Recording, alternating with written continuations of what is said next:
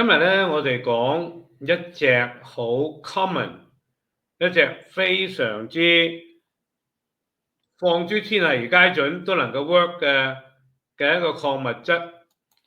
咁而呢個礦物質咧，就係大家都好慣常已經知道，哇！原來呢個對身體好好嘅咁樣。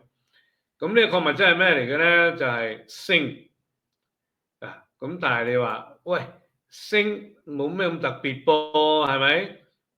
咁我哋不嬲都知㗎啦，鋅係對身體免疫功能好好噶嘛，咁原來唔係嘅，原來咧就有啲巧妙喺度。咁今日咧，等我讓Dr. Jonathan Wright 去將佢嘅心得咧同你分享。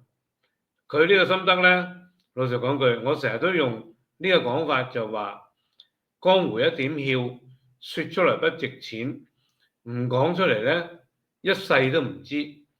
咁因為咧，其實今日我哋講緊呢個主題咧，係一個好普遍，一講就明㗎啦，一個主題。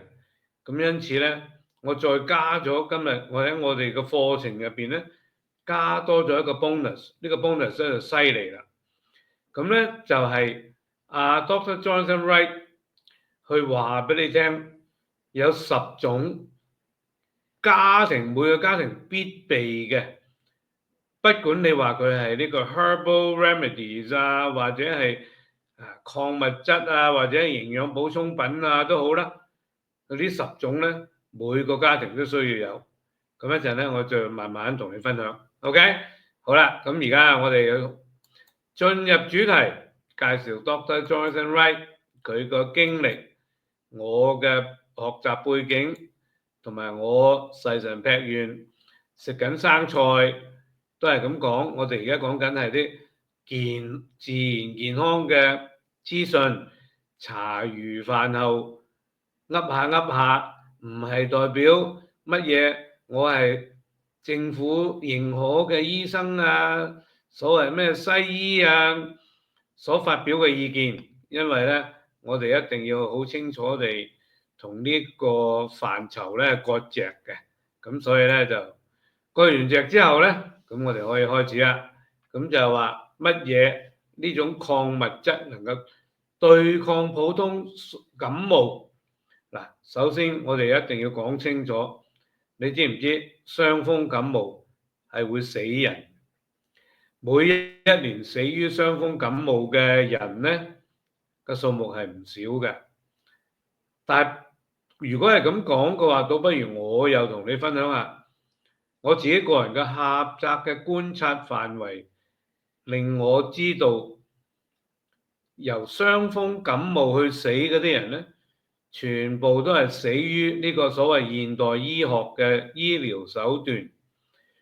當事人一定會係食咗呢啲咁嘅所謂抗傷風感冒啊，或者係醫傷風感冒嘅西藥，咁再引發一連串嘅一籃子嘅嘢。咁因此咧，呢啲咁嘅所謂死於傷風感冒咧，唔係最自然嘅方式去接受傷風感冒嘅後遺症嘅形式嚟嘅。好啦。咁我哋講就係話，而家我哋呢個主題就話預防或者治療感冒，我哋應該有啲乜嘢嘅方式咧？咁樣，咁我哋一開頭就已經講咗，就話係要用鋅啦。但係鋅乜嘢鋅咧？原來鋅咧，而家喺出邊嗰啲 supplement 啊，嗰啲自然嘅健康嘅 supplement 係關於鋅嘅咧。我睇過有一隻 supplement 係7種唔同形態嘅鋅，全部擺落呢一粒或者呢個 dose 個 supplement 嗰度。咁佢哋話我哋乜嘢都搞掂晒，乜都覆蓋咗啦，有殺錯冇放過。呢個我冇試過，我唔敢講佢話係 good 啊，抑或唔係 good。但係至少咧，我想同大家即係一而再再而三去 remind 大家，就係話我哋德國嘅 biological medicine 咧，我哋好主張用乜嘢咧？用藥係點樣用咧？用藥咧一定係要接近嘅病灶位先為之準確嘅。咁你話如果講傷風感冒嘅話，個病灶位就係喺個喉嚨啊、上呼吸系統啊，或者甚至乎個鼻哥啊咁樣。咁因此咧，好斬釘截鐵，我哋就已經知道就話，如果我哋要用鋅去對治呢個傷風感冒，咁我哋應該點樣啊？我哋係要就好似而家阿 Dr. Jonathan Wright 咁講啦，我哋一定要食嗰個鋅嘅化騰片。原來即係呢啲中國近代呢啲咁嘅名稱，好咗我都 catch 到一兩個呢啲化騰片喎。咁呢啲咩化騰片咧？就係佢話嗱，Dr. Jonathan Wright 喺呢度講咧，一句已經講晒㗎啦。就話如果有傷風感冒，傷風感冒全部大部分都係喺個喉嚨啊，喺個喉嚨頂啊、上呼吸系統啊。佢話你一定要食嘅鋅咧，一定係集中喺呢個位置嘅。咁因此你要食嗰隻鋅咧，就係化騰片、泡騰片。咁然後咧含住喺個嘴入邊，咁一路含住一路將個鋅嘅容量去揮發出嚟。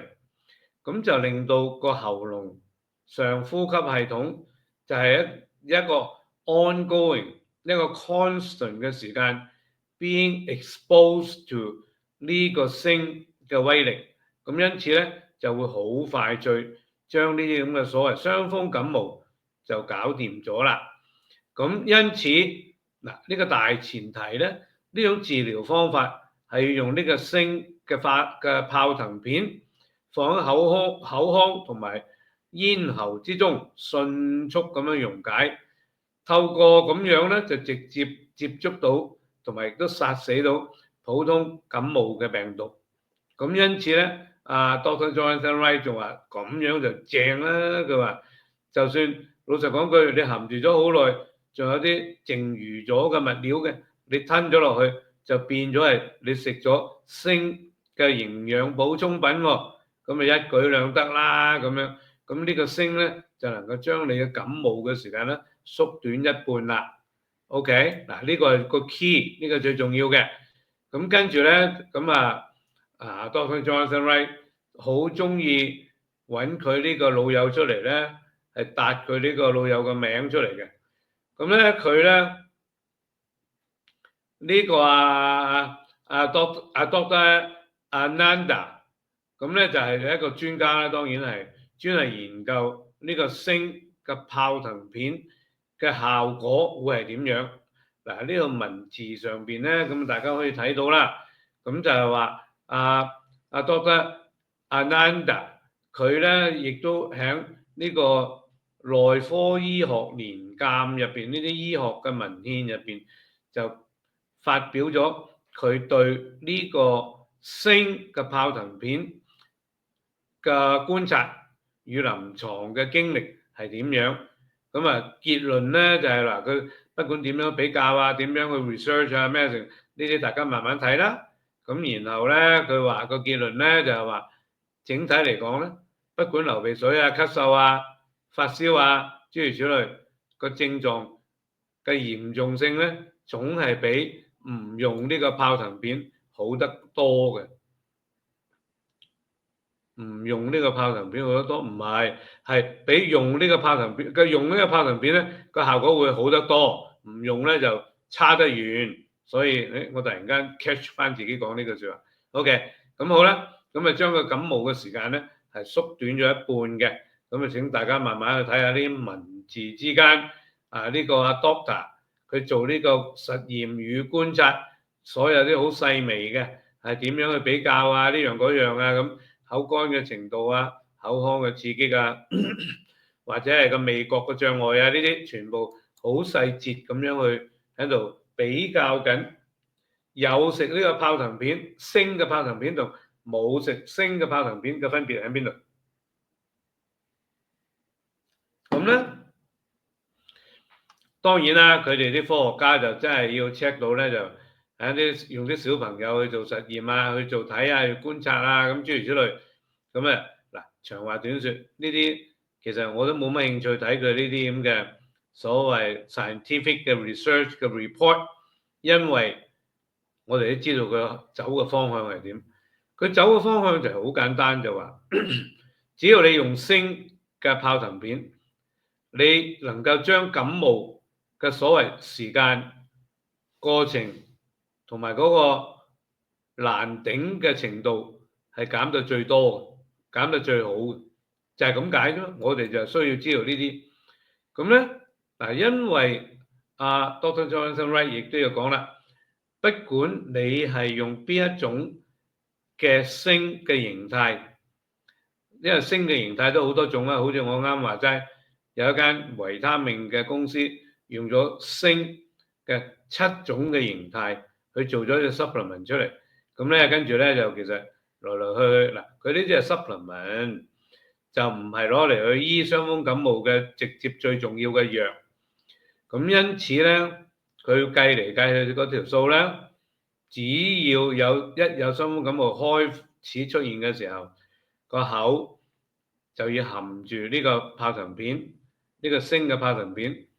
如果係咁樣嘅話，你越係含得耐，越係擺喺個口入邊得耐嘅話咧，個效果越係發揮得更加淋漓盡致。咁因此咧係有百利而無一害。呢個大家咧老實講句，如果我哋唔係由Dr. Jonathan Wright 嗰度聽翻嚟，我哋就算聽出邊啲人講，都唔知佢係想咩葫蘆賣咩藥，係咪究竟佢想賣啲咩 supplement 啊咁樣？咁我哋就會覺得嗰個可信性咧就唔夠高嘅。但係而家咧，我哋經過Dr. Jonathan Wright 個口咁講出嚟咧，咁我哋就可以比較安心啲去接受佢呢個報告個結論啦。咁因此咧嗱，我哋第一時間咧就喺 iHerb 嗰度同你咧就揾到一隻呢個完全啱我哋嘅要求，又要啱有鋅嘅泡騰片，而係再加埋另一個元素，呢個就係我多年來我都係好 highly recommend 呢個叫做 Sambuco 嘅一個傷風感冒自然療法嘅療劑。嗱，而家呢個療劑咧，如果中文譯佢咧就咩接骨木啊，呢個 Sambuco。最重要係咩咧？最重要就話佢喺對治醫治傷風感冒嗰方面咧，佢係差不多係老大哥嚟。咁如果再加埋佢而家呢個配方嘅組合，維他命 C 再加埋鋅，咁然後嗱，因為佢呢個形式咧就係泡騰片咁嘅形式，咁因此如果萬一 OK 大家嚟試閣下突然間嚟一個傷風感冒咁樣，咁咧你就可以絕對第一時間咧用呢隻 remedy。咁因此咧，我鼓勵你撳呢條 link 買定翻1、2盒擺喺屋企睇門口，都係非常好嘅策略嚟嘅。嗱，咁啊講到呢度咧，我又想同你分享下就話傷風同感冒有咩分別咧？咁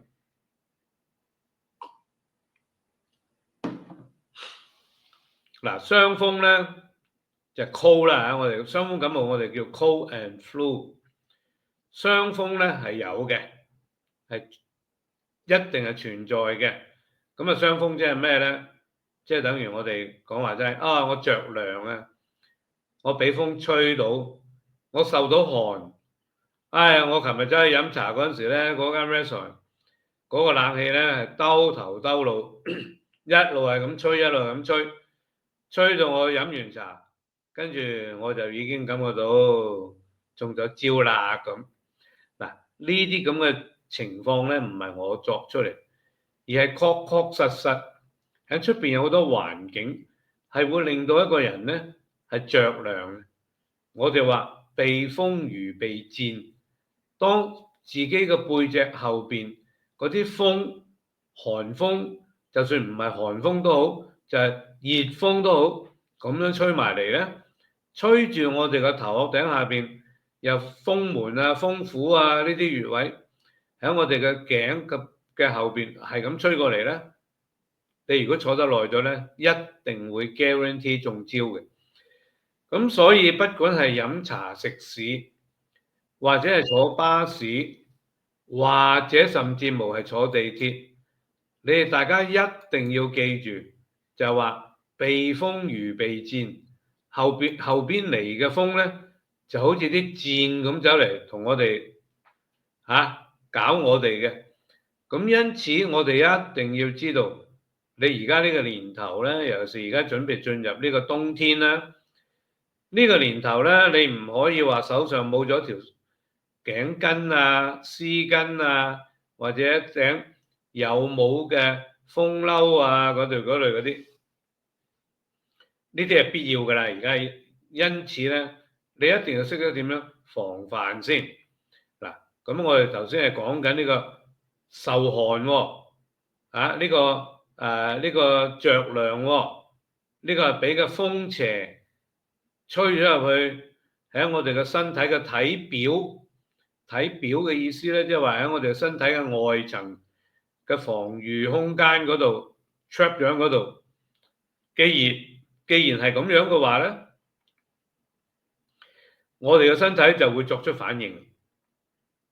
咁我身體作出咩反應咧？有啲風邪，有啲寒邪喺我哋嘅體表上面，咁我哋要抵抗啦，我哋要反抗，我哋要驅走佢。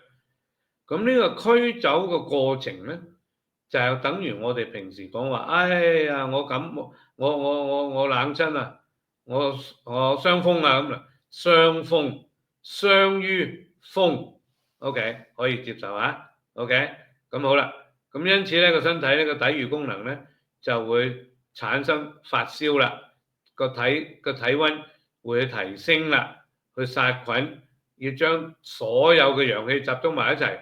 體表喺個身體嘅表層，將呢啲寒氣驅走完之後咧，我哋就冇事嘅，我哋就會好返，我哋就會冇唔舒服，但未完全驅走晒之餘咧，咁我哋就會有一啲所謂頭痛啊、發熱啊、個身體發燒啊呢啲現象，呢啲全部都係我哋個身體去製造出嚟嘅現象，去令到我哋係能夠將啲咁嘅外邪，如果中醫講咧，將呢啲外邪驅走，等佢唔好 stay 喺我哋嘅身體入邊。咁因此咧，成個過程，我哋基於我哋唔同嘅狀態、唔同嘅人，咁我哋一係就有頭痛啦，一係就惡寒。惡寒嘅意思，哇，個氣溫低少少都唔得嘅，成個身體打晒冷震嘅，或者係惡風，哇，啲風稍為有風吹咧，我哋就好難頂噶啦咁。嗱，咁我而家要教大家咧，你都要識得隨時去觀察自己嘅身體嘅情況。你話，咦，突然間點解我咁怕風嘅咧？咁，唔使講 ，guarantee 你已經係受到風寒。咁因此咧，你唔知最好嘅方法係咩？最好嘅方法咧就係話，你屋企嘅沖涼缸你係有浴缸嘅，開一大缸嘅熱水，自己浸入去熱水入邊。咁當然啦，浸浴既然要浸浴，梗係用我哋一啲 secret 嘅 recipe 啦，就我哋倒啲我哋想要產生嘅效果嗰啲嘢落去啲水嗰度，同一時間一浸，哇！你喺熱水入邊，你成個人嘅身體飆晒汗。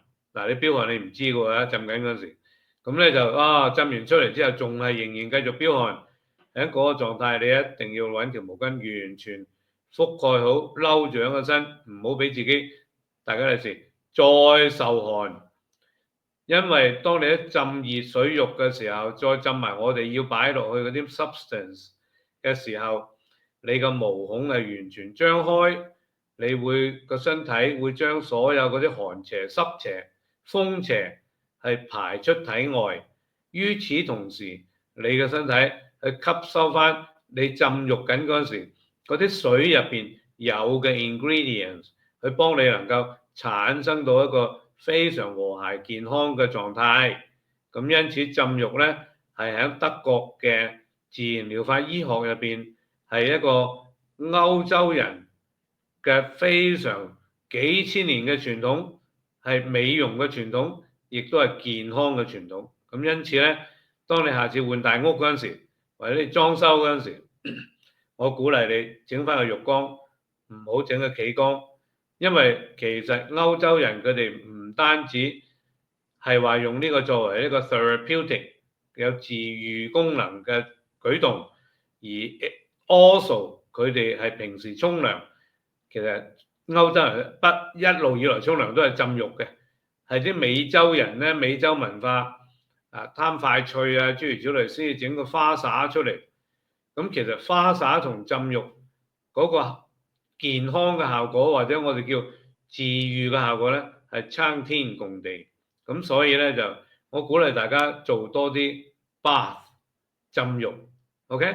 當你浸浴嗰陣時，你唔單止令到自己靚靚 ，but also anytime 如果萬一有時哎呀你真係冇辦法要應個朋友嘅邀約，又要出去飲茶或者食嘢，喺啲大部分嘅 restaurant 入邊兜頭兜腦吹嗰啲咁嘅冷空氣，哎呀又俾佢影響到啦，咁唔緊要。你一翻到屋企第一時間浸浴，你就搞掂啦，你就驅晒啲汗，驅晒啲風寒出嚟，咁你就冇事。但係如果你唔驅出嚟咧，咁拗下咧，即係頂多幾日，睇下邊個贏，睇你免疫功能贏啦，抑或睇下你個風邪寒邪贏。咁是但一邊咧就有根據住 accordingly 嘅效果出現啦。咁因此咧，我哋首先識得點樣去保護翻我哋第一個前線先 ，OK？ 呢個係第一個前線嚟嘅，唔好咁輕易失手。咁你再者咧就話，當你係處於呢個狀態嘅時候，你食緊乜嘢？你點樣處理你日常嘅起居飲食？呢個亦都好重要。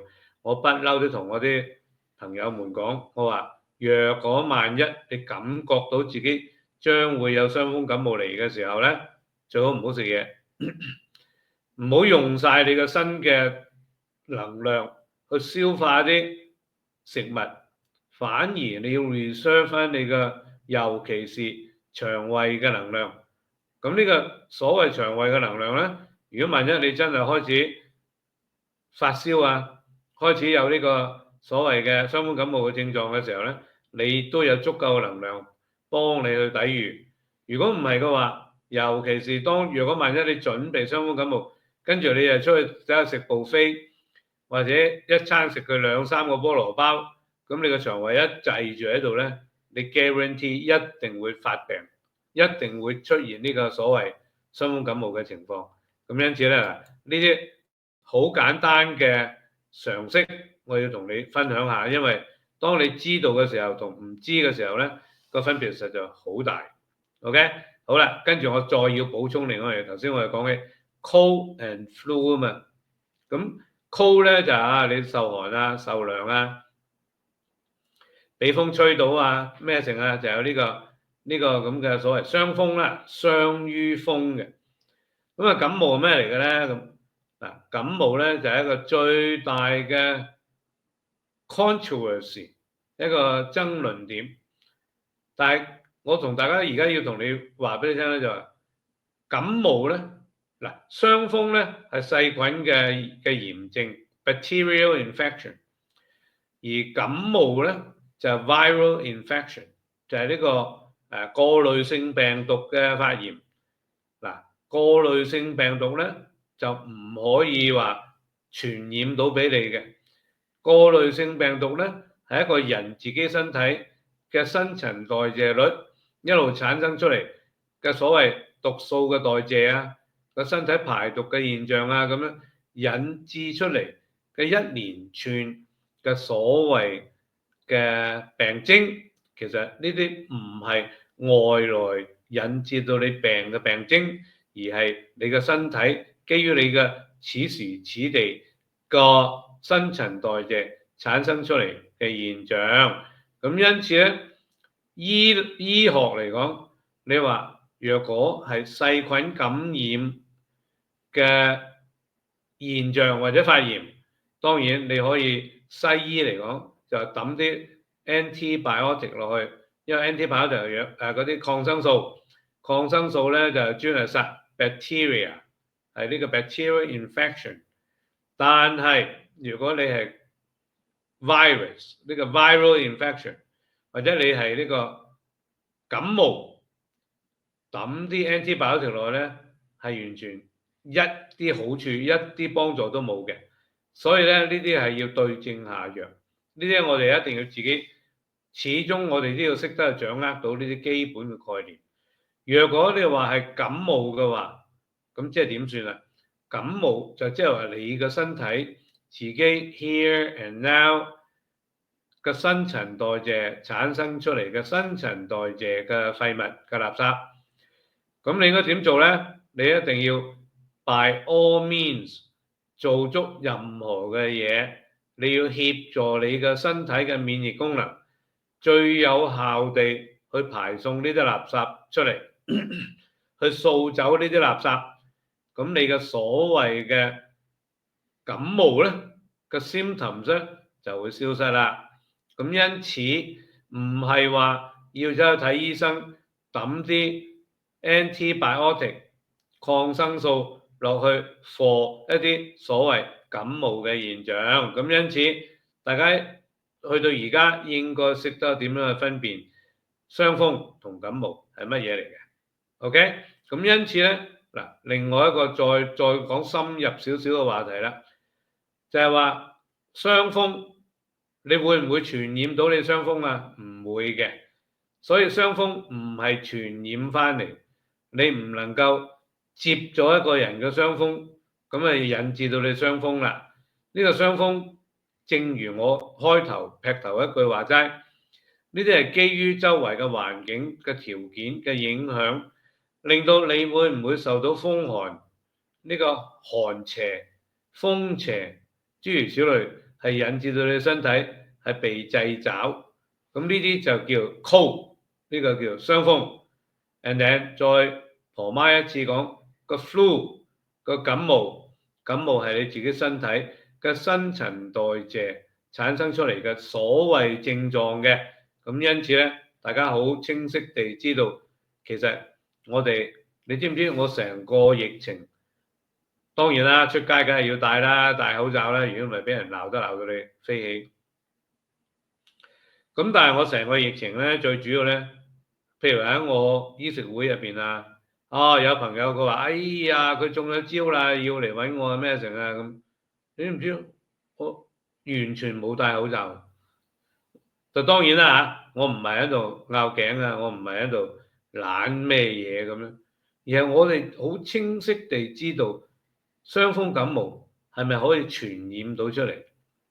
咁因此咧，就大家一定要識得跟翻我哋中國人嗰度秘訣，就係話識得分黑白、明是非、曉高低、知進退，咁你就得㗎啦。OK， 所以慢慢俾你思考下。嗱，好啦，咁我呢度咧就講到就話，原來佢咩奇家譜快樂汁咁呢啲美國嗰啲咁嘅卡通啦，我唔識啊，但係 Dr. Jonathan Wright 又咁講，我照寫埋出嚟。咁原來嗰個卡通入邊咧，佢哋有提到咧，佢整一個 drink， 整一個咩 drink 咧？呢個 drink 咧就犀利啦，就可以將所有呢啲菌啊咩成拒諸於門外。咁因此咧，咁呢個咧就叫做呢個係呢個四賊醋嘅 four thief vinegar。OK， 咁呢個 vinegar 搞乜嘅咧？咁咧嗱，呢啲咧就我哋曾經早年嗰陣時，我哋亦都有同啲朋友玩過呢樣嘢。咁我做出嚟呢個 drink 咧，呢個飲品咧就叫做 super tonic。呢個 super tonic 咧當然又加埋咗呢個蒜頭啊，呢個生嘅洋葱啊，生嘅 radish，我都唔知中文點樣譯嘅 radish 啊。咁咧就再加埋蘋果醋啊，溝埋一個 drink， 哇！喺緊張嘅關頭、嚴峻嘅時期，每日飲一杯呢個 drink， 哇！你就犀利到咧，真係都唔知點算，你百毒不侵啊！咁而其中一個最主要嘅組合咧，就係呢個 garlic 呢個蒜頭。咁咧就因此咧，我哋要知道嗱，咁我相信大家都應該或者有經歷過、涉獵過，或者係記得早好多年嗰陣時，大部分嘅朋友都話：喂，買個電飯煲仔翻嚟，專係 designated for 去做呢個黑蒜嘅。嗱，呢個做黑蒜呢個做法咧，其實係好好嘅，真係超正。咁咧就我都鼓勵大家，你話如果得閒嗰陣時，你都可以繼續執翻呢個玩意去做下，其實都 good 嘅。咁咧就當然啦，咁而家 Dr. Jonathan Wright 佢話咧，如果喺市面上出邊嘅 supplement 賣緊係邊幾大類，咁啊有啲係咁，有啲係咁，有啲係咁啦。但係我哋都唔會理會佢啦，因為我都記得早幾年咧，尤其喺 iHerb 嗰度咧，有一隻牌子嘅蒜頭丸咧係賣得好好。咁呢隻蒜頭丸都好 good quality。咁咧就但係而家呢排呢段時間我冇睇到啦。咁我相信或者冇咗都唔定，因為呢啲嘢咧 come and go on 咁。咁因此咧就而家我哋嘅 focus 只係擺多啲喺來來去去都係大蒜嘅新鮮嘅鮮品嘅成分，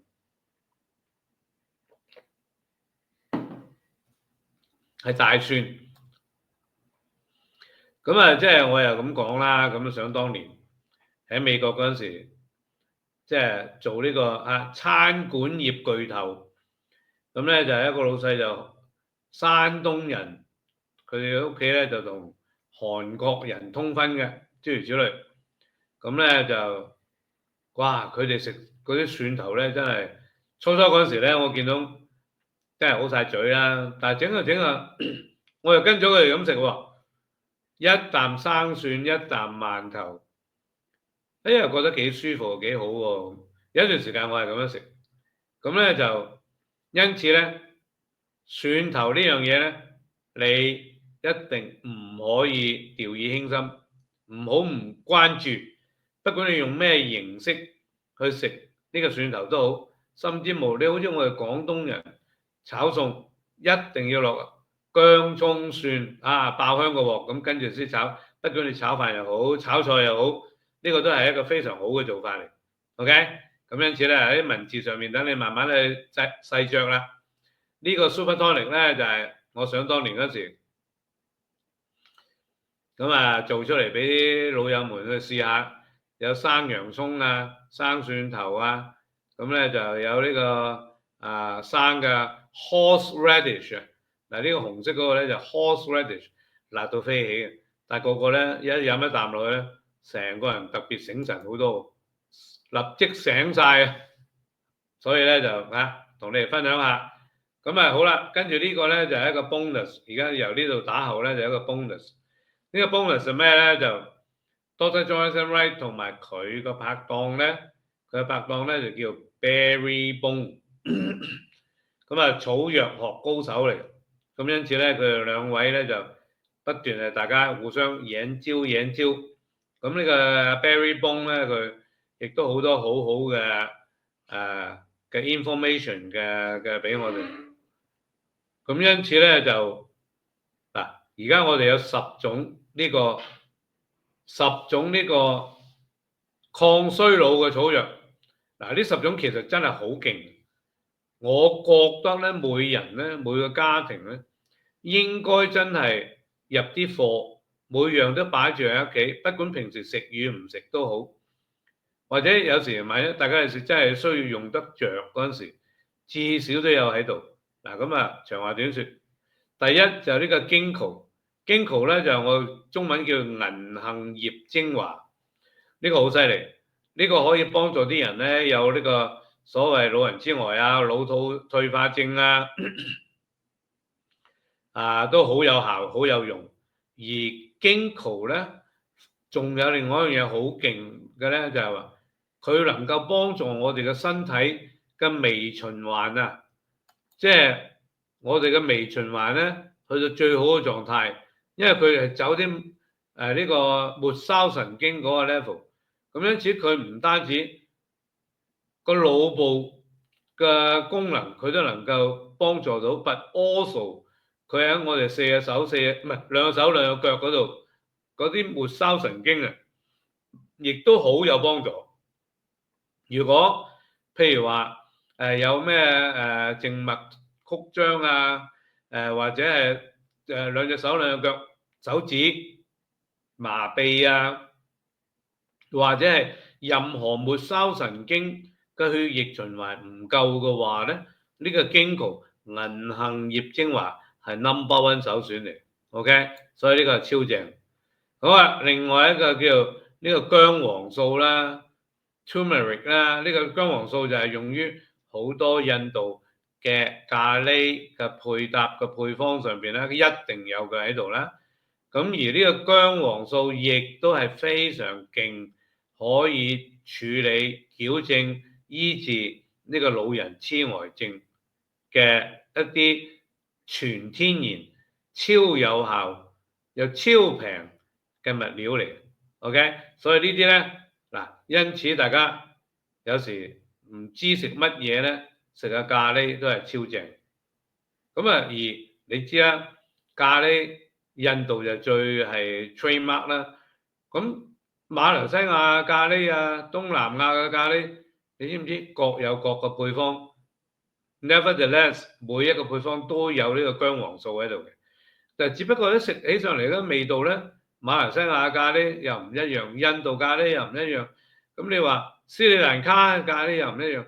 咁我個人咧就中意食馬來西亞嘅咖喱嘅 flavour 多啲，咁咧就好得意嘅，個個唔同嘅配方、唔同嘅配搭，咁因此咧就人生就係喺呢啲飲食上邊去實踐我哋自然健康嘅範疇，你話幾好玩咧？大家都會好 enjoy。咁咧就跟住咧就綠茶啦，咁綠茶就啲專家又話發現到佢有點樣好，點樣好，點樣好，咁呢個我絕對係贊成，因為綠茶係好嘢嚟㗎啦，亦都係好好飲啦，好味啦，飲咗落去，即係因此有時你食日本料理嗰陣時，佢嗰啲綠茶粉溝出嚟都好啦，即係嘅品質各有唔同，但係綠茶始終係好嘢。所以冇選擇嘅情況之下，乜嘢水平嘅綠茶都飲啲都 OK。咁而綠茶同紅茶咧，其實基本上以我嘅認知嚟講，只要係茶就係好噶啦。不管係綠茶、紅茶、黑茶、白茶、咩茶、山茶，全部都好有佢嘅價值喺度。咁因此咧，可以飲多啲啦。好啦，跟住 Bilberry。嗱，呢個 Bilberry 咧出晒名，係能夠對個眼睛嘅視力有最直接最大嘅幫助。你睇下，而家呢度講緊佢其中一個 research 話一啲人啊，嗰啲黃斑病變都能夠因為食或者用呢個 Bilberry 去矯正翻嘅，係有幫助嘅。個視網膜嘅血液微循環亦都好有幫助。如果你同呢個銀杏葉精華一齊用嘅話，呢個效果仲更加大。OK， 所以呢啲咧係百姓日用而不知，唔講又唔識得點樣用，但係根據住Dr. Jonathan Wright 咁講出嚟咧，就大家就已經好明顯地知道可以好安心咁去用佢啦。咁跟住蒜頭啦，蒜頭講嚟講去已經即係老生常談。呢個蒜頭咧，蒜頭丸咧，呢啲係超正。我哋用開一間西班牙嘅自然營養品嘅廠嘅生產商，佢哋嗰個牌子嘅蒜頭超正，一粒係等於好多粒嘅蒜頭濃縮咗喺入邊。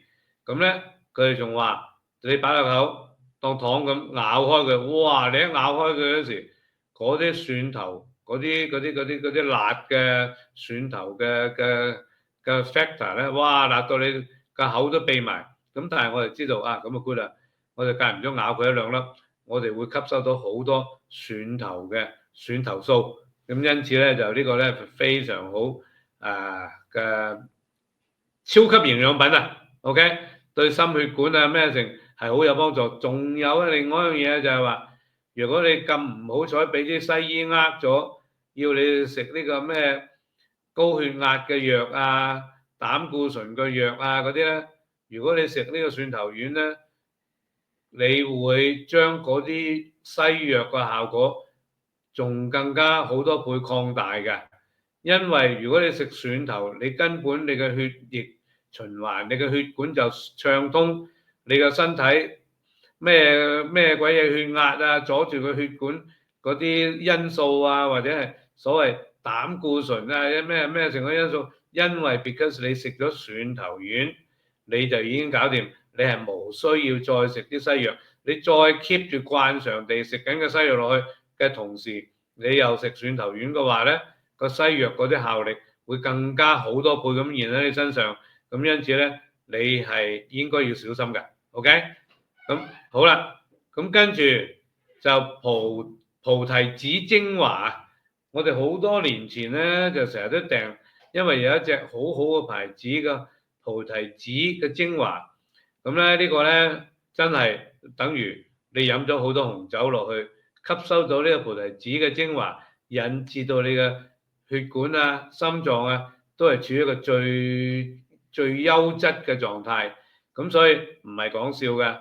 法國啊、地中海啊飲食啊，佢哋一定係飲紅酒，同埋佢哋個心臟啊、血管啊啲醫生啊、研究人員啊去做嚟做去觀察，佢都唔明點解你飲紅酒你啲血管都會咁好㗎咁，呢個就係菩提子精華嘅原花青素引起㗎啦。咁因此咧嗱。呢個大選咧嚇，就係我而家呢幅相咧，就係我哋食開嗰隻。咁如果你任何老友們，你哋想要買呢隻咧，我可以即係去繼續翻去落 order，因為我哋啲手上有咧係足夠俾我哋自己食。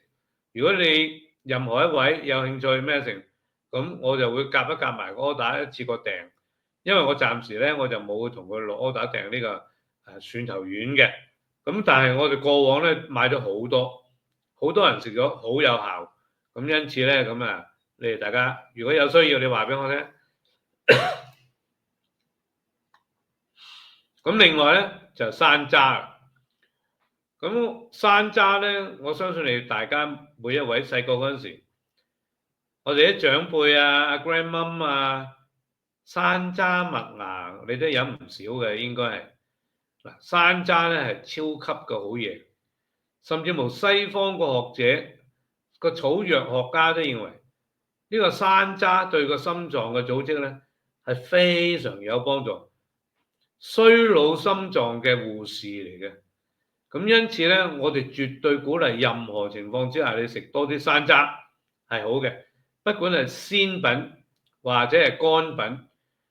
嗱，我哋細個嗰個山楂麥芽咧。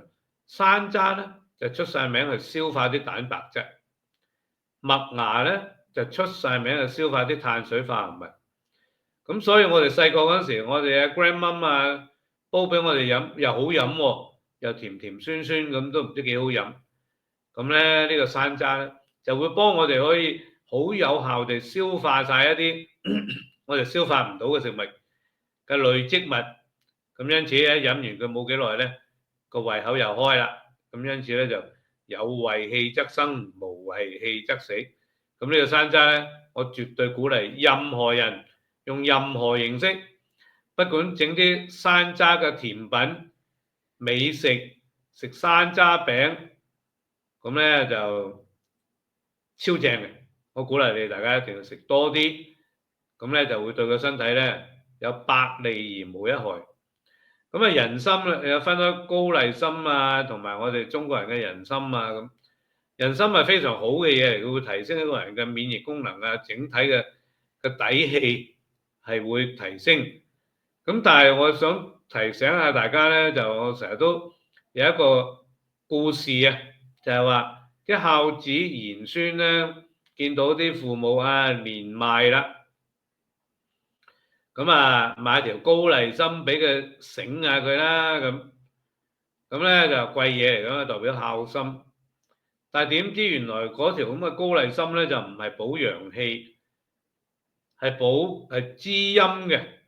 咁你話年邁嘅父母嗰兩啖陽氣都已經完全缺乏，再加埋孝順仔女送嗰條高麗參俾佢，哇！視之如寶。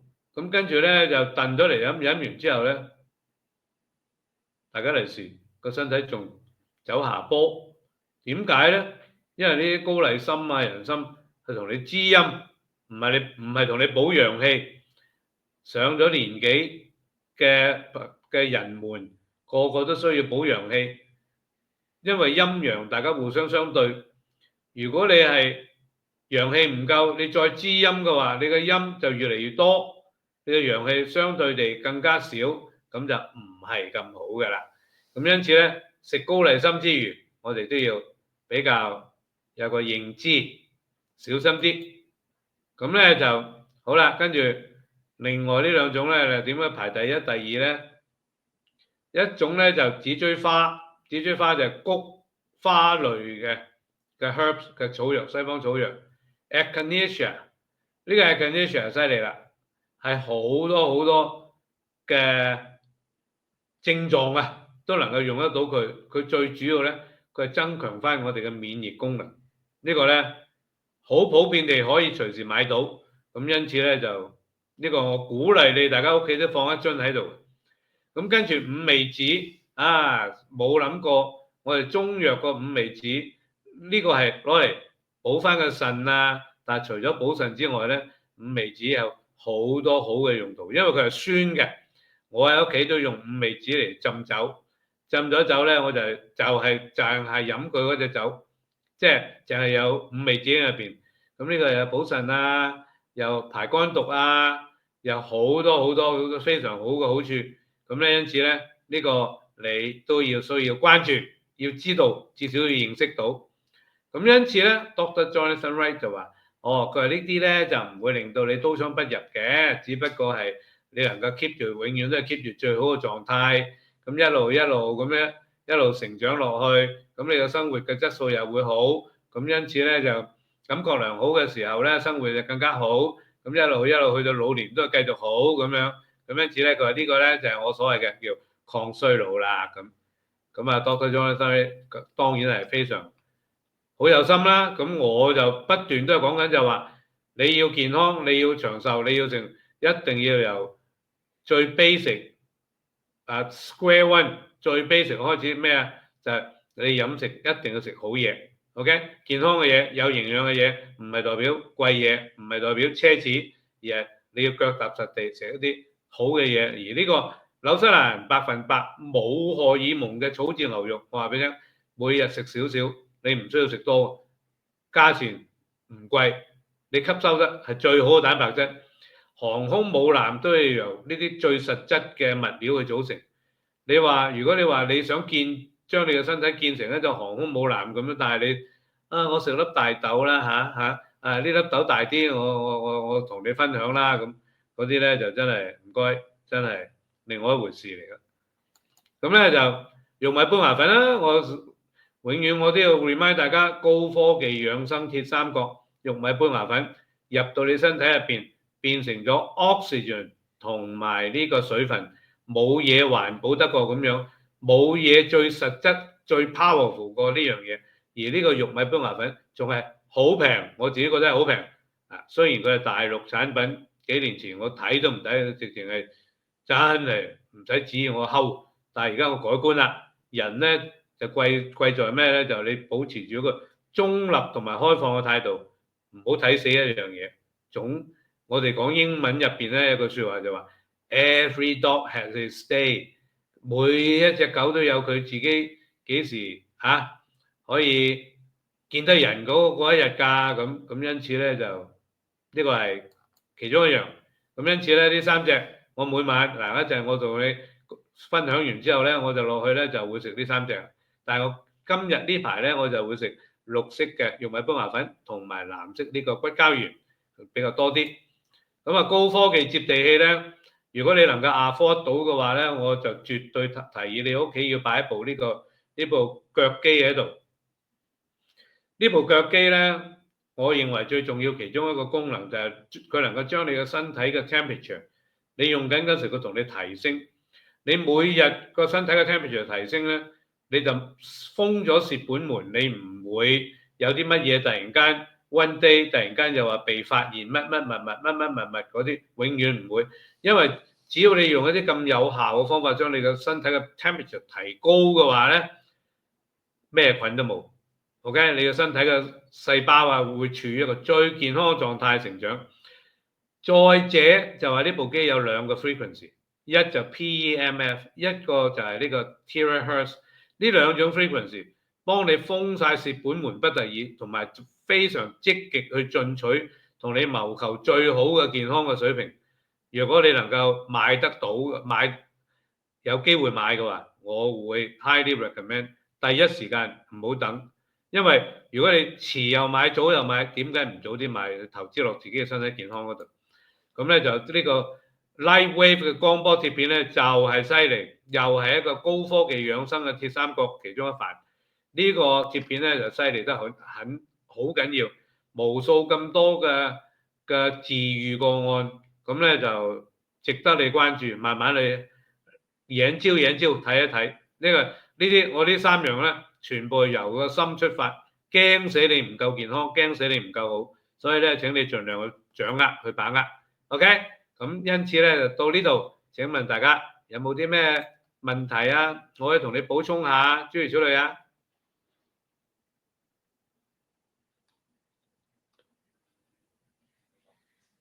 Dr. Chan， 係你好啊 Sharon。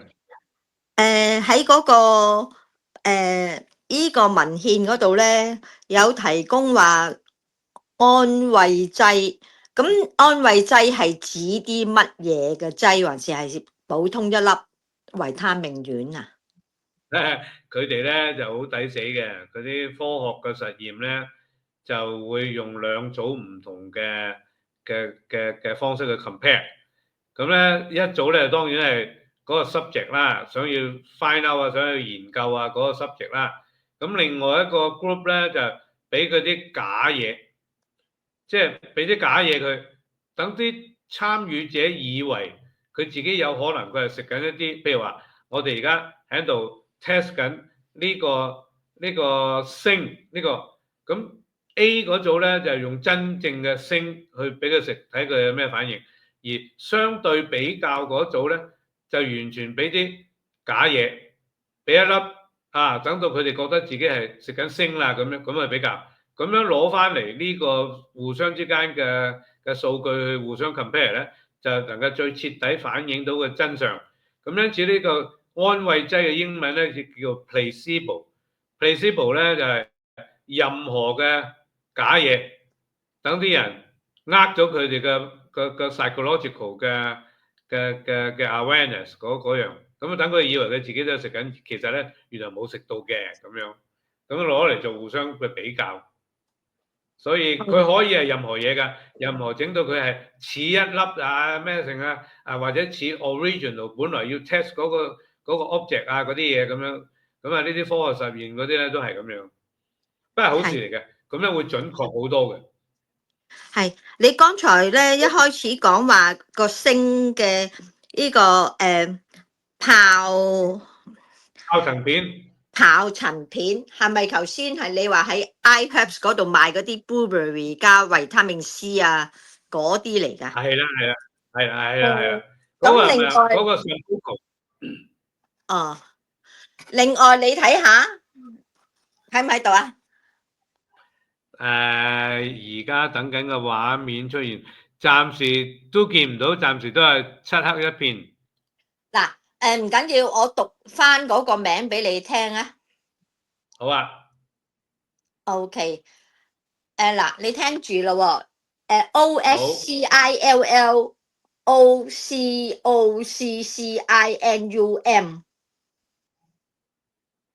呢一隻又係咦，你 Flu Line Symptoms 用嘅，咁係呢咪？隻就係我哋嗱呢隻唔同，呢隻咧就應該就係我哋咁多十年大家互相用緊最 favourite 嘅傷風感冒嘅療劑嚟嘅。但係呢隻傷風感冒嘅療劑咧係法國出嘅，咁而佢係同類療法嘅 remedy，咁因此咧就同我哋今日講呢個主題呢個真正講呢個 minerals 或者係營養補充品礦物質嘅類別有唔同。咁但係呢個法國呢個同類療法嘅傷風感冒劑咧係超有效，非常有效。我鼓勵每個家庭都要擺啲喺度。咁你剛才 iHerbs 嗰個 Sambuco 咧，嗰個療劑咧係 for cold 啊，還是係 fruit 咧？嗱，因為咧好多人而家出邊咧都已經完全混淆 cold 或者係 flu 嘅啦。嗱，你啱啱提出嚟呢隻法國呢隻咧，就係佢 regardless 係 cold 或者係 flu 都有效嘅。咁而我提嗰個 Sambuco 嗰個係 herbal 嘅 extract，呢個 herbal 嘅 extract 咧，因為佢加咗有鋅啊，有維他命 C 喺度咧，咁我哋咧會集中去用佢 for 呢個 bacterial infection，即係話個 cold。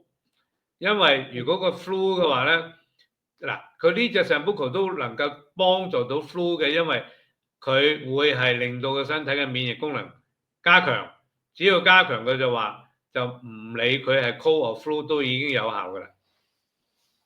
咁可唔可以講多少少？一開始感覺到唔舒服嗰時候，你又唔suppose 係唔知道係外在環境，因為你係可能去咗一日去咗幾度地方。咁通常係發生啲乜嘢？我哋可以自己斷定，還是係頭痛啊？一路好頭痛先至係覺得係緊要啦，開始係 virus 咧。唔使噶，最好最實際嘅做法咧，如果萬一感覺到自己準備有呢個情況嘅話咧，你手上有不管係法國嗰個同類療法療劑啊，或者 Sambuco 啊，或者係任何我哋提到嘅好嘢啊，你就拍住先，食住先，跟住咧第一時間就做一個 fasting 或者所謂斷食，因為只要你唔好俾咁多食物去負荷住我哋個系統嘅話咧，你嘅身體就會將所有啲 healing energy 集中咗去幫個身體去提升翻，唔會咁一路每況愈下咁，跟住咧就個情況咧越嚟越差啦咁。於此同時，有浴缸浸浴，有方法要令自己出汗嘅，就第一時間就係出咗汗先。一出汗嘅話咧，啲寒邪啊，啲風邪啊，就會俾個身體 expel 咗出嚟，咁你就會有殺錯冇放過，係最有效幫個自己嘅身體第一時間去翻最好狀態。想問一問你咧，去得多日本旅行咧，佢啲酒店咧好多時候有一包包嘅浸浴啊，好大包嘅，俾你拎翻嚟浸都得嘅。咁但係嗰啲嚟講，你有冇認識係嗰啲係乜咧？通常都係香味嘅啫。嗱，我就比較鄉下仔啲啦。日本咧我就未去過，成世仔未去過日本，因此我又唔可以想像到嗰啲係咩。但係我估計佢既然係俾得啲人去用嚟做浸浴嘅話咧，呢啲應該都差極有限嘅嘢嚟嘅。因為嗱，如果你話講起浸浴，即係浸温泉啦嚇。如果我哋係有時間有機會去浸温泉，其實浸温泉係一個最 healing 嘅一個模式嚟。咁所以不管你話浸，廣東省入邊啲温泉啊，或者浸遼寧嗰度世界10大最佳温泉之一啊，嗰個本溪嗰個温泉啊，或者浸日本嗰度温泉，個個温泉都有唔同嘅特性。但係總嘅嚟講，只要我哋浸落去，我哋一定會收到好好嘅治療嘅效果嘅。因為有啲溫泉佢個修華嘅成分咧好高，咁啊修華又好嘢嚟嘅喎。咁有啲溫泉咧，好似譬如我頭先講本溪嗰度，佢個溫泉咧，佢入邊有好多稀有微量元素。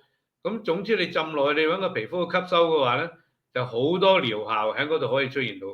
咁因此咧就我鼓勵屋企自己做個溫泉仔，就算你就我冇浴缸，我哋走去買淘寶嘅，買個淘寶嘅工具翻嚟都好，你浸半身浴都好。浸溫泉係非常好嘅做法嚟。我最後一樣嘢就係你話自製呢個 Super Tonic 咧，蒜頭、洋葱、radish、蘋果醋，嗰個步驟係點咧？全部生嘢拍扁佢，浸喺蘋果醋度啊！嗰個 radish 係咪嗰啲辣椒嚟嘅？嗰類紅色嗰啲或者係點？指天椒咧？嗱，其實你就提咗一樣嘢，我就冇提到嘅，應該擺埋啲 cayenne pepper 落去，哇，辣到咧真係阿媽都唔認得。咁跟住咧就你嗰個 horse radish 咧，就係一啲生蘿蔔啊，即係番鬼佬嗰啲生蘿蔔啊，嗰蘿蔔仔幾辣下嘅。咁啊全部 chop 咗佢，跟住咧就浸落去呢個蘋果醋入邊。咁啊，浸翻佢一陣子咧，就攞出嚟。嗱，如果你中意去到最高境界嘅話咧，你去將呢啲嘅物料加埋呢個蘋果醋，去壓咗啲汁出嚟，將你啲物料嘅汁溝埋蘋果醋壓晒出嚟，跟住咧就成為一個飲品。咁咧就每日飲一啖或者飲一杯，你都真係西非嚟。咁你話哇頂唔順辣嗰頭，咁你就將壓到扁晒呢啲物料咧，再溝少少蘋果醋攞嚟做咩咧？食飯嗰陣時當係醬料咁樣點，咁啊點下呢樣點下嗰樣，總之你食到佢落個身體入邊咧，你個免疫功能係好好嘅，會係，尤其是喺非常時期，有啲咩疫情啊，咩沙士啊，咩成。我記得好多年前嗰陣時，好似唔知係咪沙士嗰時候，我教啲朋友們去做呢個 Super Tonic，咁咧就哇個個食咗周身都暖晒，興合合啊！喂，老虎打死幾人啫！咁呢個係一個最簡單嘅做法嚟。我突然間想問你啦，中國嘅醋，我哋又知道用黑糯米啊，或者係穀物嚟到做，蘋果醋係點做出嚟嘅？蘋果醋佢點樣做出嚟咧？我就冇乜去研究，但係總之我就知道佢就係蘋果發酵，咁咧就咁樣好似做醋咁樣做出嚟咯。但係我嘅睇法就係話嗱，因為意大利嗰啲嗰啲 balsamic vinegar 啊嗰啲好正，佢人哋好似做酒咁樣浸出嚟。中國人嘅醋亦都係非常嚴謹嘅做出嚟，所以我覺得任何一種醋都係好嘢。咁啊，蘋果醋咧，我反而即係你話我有選擇，我唔用蘋果，因為我係完全相信蘋果係會封百脈，食蘋果會封百脈，會封咗我哋嘅身體嘅氣脈。咁啊，但係當然蘋果醋咧就係由蘋果發酵咗出嚟嘅時候，我覺得呢個成分呢個可能性唔係太高。咁因此我先頭先同大家講嘅呢個 Super Tonic 係用呢個 Apple Cider Vinegar 做出嚟，咁就但係佢 exactly 嘅步驟點樣做我就冇研究。唔該晒。所以試下 Karen，唔使客氣，唔客氣。咁大家諗起有啲咩問題，隨時歡迎你 anytime WhatsApp 我。咁咧我總之有啊。蘋果封百脈呢一個，我驚你阻咗你啲時間咋，咁啊，下次有機會咧。OK， 好啊，我慢慢再同你引招。蘋果封百脈，我試過啦，有一年我用1年嘅時間，每日都食個蘋果，結果嗰一年咧，我仲借大盒嘅啲 energy drop 得好低嘅，所以咧就我相信封百脈真係封到嘅，咁因此咧就咁奇怪地某啲某啲信念嘅系統，佢哋無啦啦講咗蘋果係禁果嚟嘅，咁奇怪。咁因此咧就唔知係開玩笑啊，抑或有意或者無意。不過 anyway，我都會鼓勵大家，如果你真係唔需要食蘋果，就唔好食蘋果。我相信呢個説話係真，因為有好多老中醫都係咁講。咁因此咧都唔係偶然，咁所以俾大家攞嚟去參詳，去研招，好唔好？咁啊，多謝你啊 Sharon，多謝你哋咁多位又去投資咗你嘅精神時間與金錢喺我身上，我下個禮拜有更加多好嘅嘢俾你，咁啊大家繼續研招，繼續去 explore 啊我哋嘅人生。OK，好啦，早啲休息啦。OK，thank you，拜拜，thank you。